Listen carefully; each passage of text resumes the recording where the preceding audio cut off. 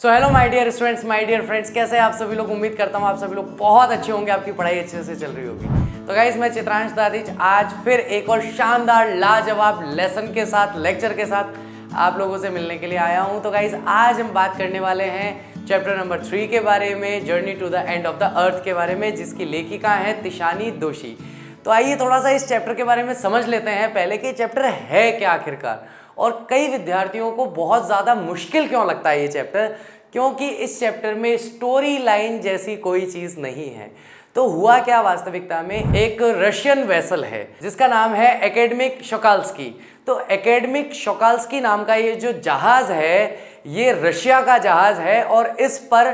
कई टीनेजर्स यानी कि किशोरावस्था के जो विद्यार्थी हैं उन्हें घुमाने के लिए ले जाया जाता है। और कहाँ ले जाया जाता है? अंटार्कटिका महाद्वीप उन्हें दिखाने के लिए ले जाया जाता है। तो तिशानी दोशी को भी एक बार मौका मिला कि वे इस वेसल पे जा सकती हैं, क्योंकि वे एक पत्रकार है, एक लेखिका है, ताकि वहाँ के अनुभवों को लिख सकें। तो वास्तविकता में ये चैप्टर एक यात्रा वृतांत है, यानी कि एक यात्रा के दौरान उन्होंने क्या कुछ देखा, क्या कुछ समझा, क्या कुछ महसूस किया, क्या उनके अनुभव रहे, उन सभी को इस चैप्टर के माध्यम से वो आपको बताने का प्रयास कर रही हैं। तो आइए शुरू करते हैं इस चैप्टर को और देखते हैं इस यात्रा में तिशानी दोशी ने क्या क्या देखा और उनके साथ ही इस यात्रा का आनंद उठाते हैं।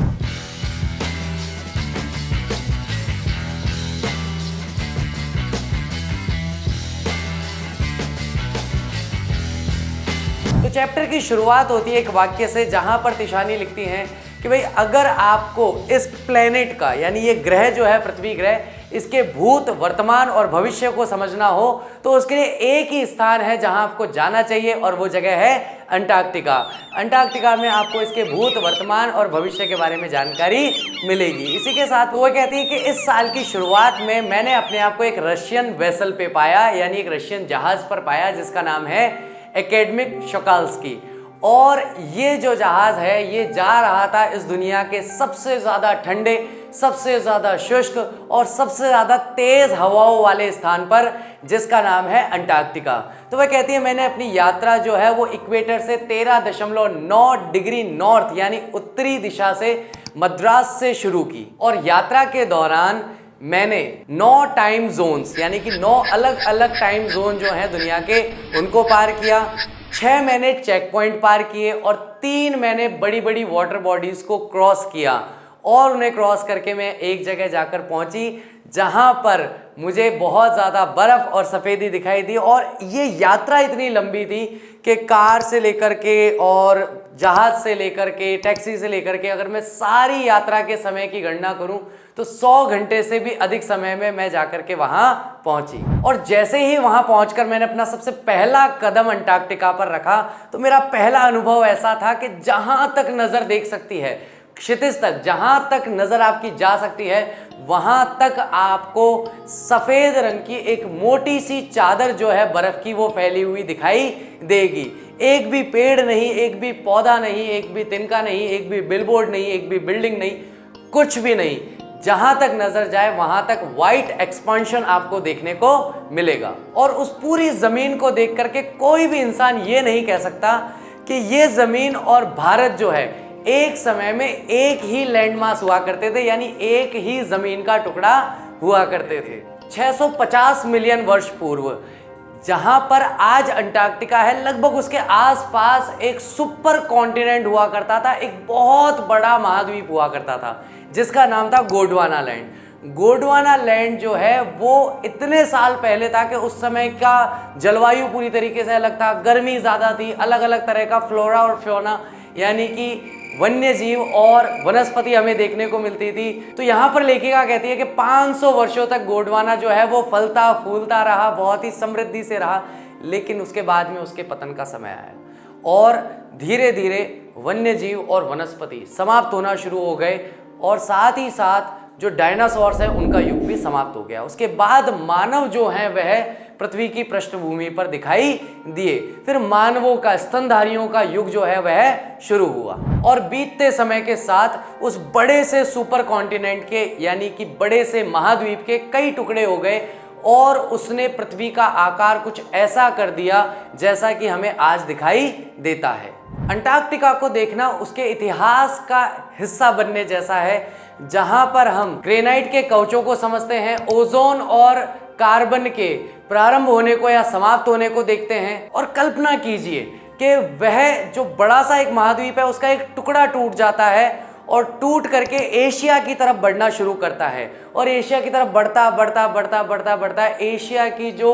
चट्टानें हैं, जो वहाँ की ज़मीन है, उससे जाकर टकराता है, और टकराने के बाद भी नहीं रुकता और नए फोल्ड माउंटेन्स बनाना शुरू करता है, यानी कि हिमालयों का निर्माण करता है। दक्षिणी अमेरिका जो है वो उत्तरी अमेरिका की ओर बढ़ जाता है, उससे जाकर के लग जाता है। साथ ही साथ एक डायरेक्ट पैसेज ओपन हो जाता है, जिसकी वजह से वहाँ पर इतनी ठंडी जो लहर है वो चलना शुरू होती है, जो कि अंटार्कटिका को बिल्कुल जमा कर रख देती है, बहुत ही ठंडा स्थान उसे बना देती है। यहीं पर लेखिका कहती है कि मेरे जैसी एक लड़की या मेरे जैसी एक महिला जो कि ऐसे प्रदेश से आती है जहां पर सूर्य की पूजा की जाती है, क्योंकि ज़्यादातर समय वहां पर सूर्य रहता है, गर्मी रहती है,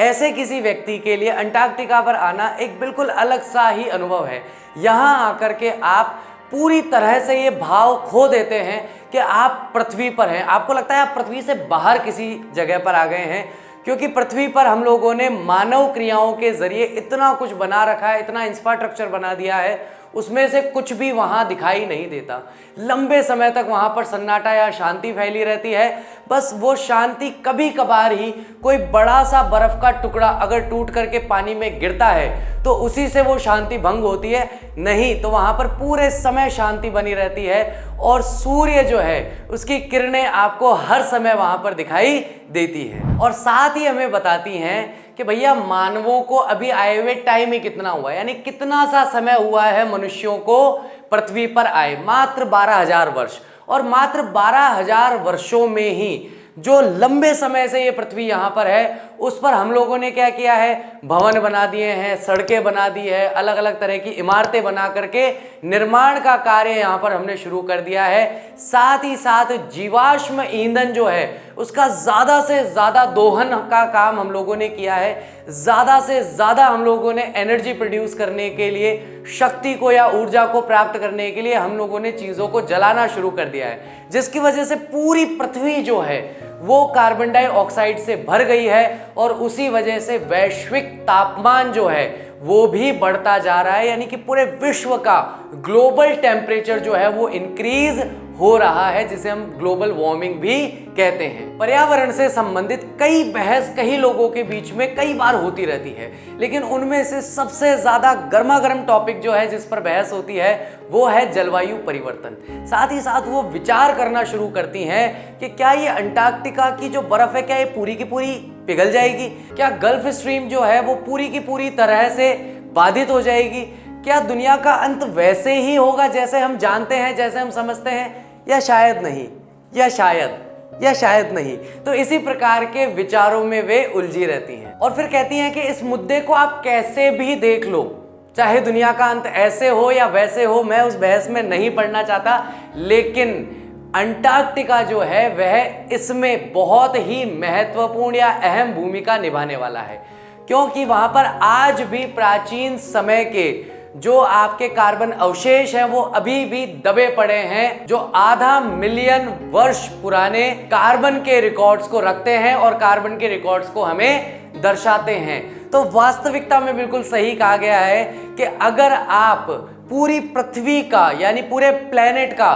भूत, वर्तमान और भविष्य अगर आप जानना चाहते हैं तो अंटार्कटिका ही वह जगह है जहां आपको जाना चाहिए, क्योंकि पुराने अवशेष होने के कारण आप अपने भूतकाल को अच्छे से समझ सकते हैं। साथ ही साथ जब आंखों के सामने आप वहां कहीं आइसबर्ग यानी आइस के बड़े बड़े टुकड़े जब आप पिघल कर गिरते हुए देखोगे तो आपको समझ में आएगा कि वर्तमान में जिस ग्लोबल वार्मिंग की हम बात कर रहे हैं वो बिल्कुल सत्य है, वो कल्पना नहीं है। और अगर हम आगे का देखना चाहेंगे, अगर हम भविष्य को देखना चाहेंगे तो हमें समझ में आएगा कि अगर इसी तरीके से वैश्विक तापमान अगर बढ़ता रहा तो हमारा भविष्य बहुत अच्छा नहीं होने वाला है। इसीलिए कहा गया कि भूत, वर्तमान और भविष्य को जानना है तो आपको अंटार्कटिका जरूर जाना चाहिए। तो स्टूडेंट्स ऑन आइस एक ऐसा ही कार्यक्रम है जो शोकाल्स्की के साथ में मिलकर के चल रहा है और कनाडा के जॉफ ग्रीन जो हैं वे इसका नेतृत्व कर रहे हैं। उन्हीं की लीडरशिप में, उन्हीं के नेतृत्व में